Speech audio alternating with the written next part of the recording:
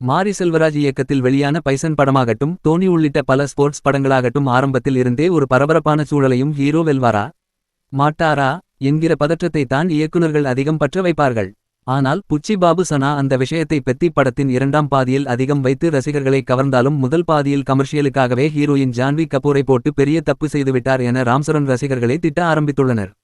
Box ஆபீஸில் முதல் நாளில் ராம் சரணின் பெத்தி திரைப்படம் உலகளவில் 112 கோடி வசூலை ஈட்டியுள்ளதாக பாக்ஸ் ஆபீஸ் வட்டாரங்கள் தெரிவித்துள்ளன.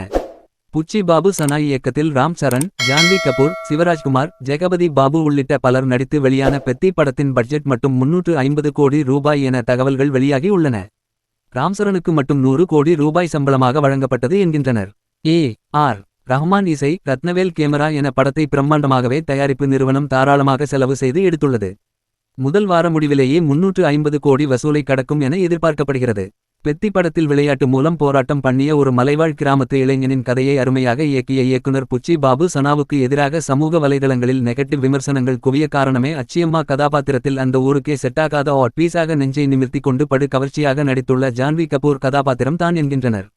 RRR படத்தின் மூலம் ஹாலிவுட் ரேஞ்சுக்கு டோலிவுட் சென்றுவிட்ட நிலையில் இன்னமும் ஏன் டோலிவுட் மசாலா என அதீத கவர்ச்சி காட்சிகளை ஹீரோயின்களை வைத்து படமாக்கி வருகின்றனர் என்கிற கேள்வி எழுத்தான் செய்கிறது. ஜான்வி கபூர், ஸ்ருதிஹாசன் நடனமாடும் அந்த ஐட்டம் டான்ஸ் பாடலும் தேவையில்லாத ஆணிதான் என்கின்றனர்.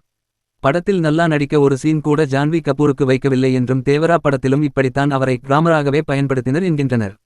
நடிகை ஸ்ரீதேவி ஒவ்வொரு படத்திலும் தனது நடிப்பால் ஸ்கோர் செய்த நிலையில் ஜான்வி கபூர் ஏன் இப்படி கிராமரை மட்டுமே தேர்வு செய்து நடிக்கிறார் என்கிற கேள்விகளும் எழுந்துள்ளன. ஜான்வி கபூருக்கு இருட்டில் திருட்டுத்தனமாக அவரது அனுமதி இல்லாமல் ராம்சரண் கொடுக்கும் லிப் லாக் காட்சி மற்றும் வில்லன் திவ்யந்துவின் ஆட்கள் மேடையிலேயே ஜான்வி கபூரின் பாவாடையை அறுத்து அம்மனமாக்கும் காட்சி உள்ளிட்டவை இந்த ஸ்போர்ட்ஸ் டிராமா படத்துக்கு கொஞ்சமும் செட்டாகவில்லை என்பதே பலரது கருத்தாக உள்ளது. அதன் பின்னர் திடீரென எடிட் காரணமாக காணாமல் போகும் ஜான்வி கபூர் திடீரென இடைவேளைக்கு பிறகு குஸ்தி வீரனாக மாறியிருக்கும் ராம் சரணை தேடி கண்டுபிடித்து காதலிக்கும் காட்சிகள் எல்லாம் ஒர்க் அவுட் ஆகவே இல்லை. அந்த இடங்களையும் இயக்குனர் சரியாக செதுக்கி இருந்தால் சில தேவையற்ற நெகட்டிவ் விமர்சனங்களை தவிர்த்து இருக்கலாம்.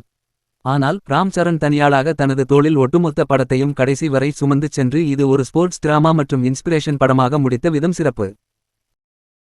யூடியூப்ல லட்சக்கணக்கான வீடியோக்களை போட்டு ஒரு லைக் கூட வரலன்னா மனசோடிஞ்சு போயிட்டு அப்படி மனசோடிஞ்சு இப்படி ஆயிட்டேன். யூடியூப் பைத்தியண்டா.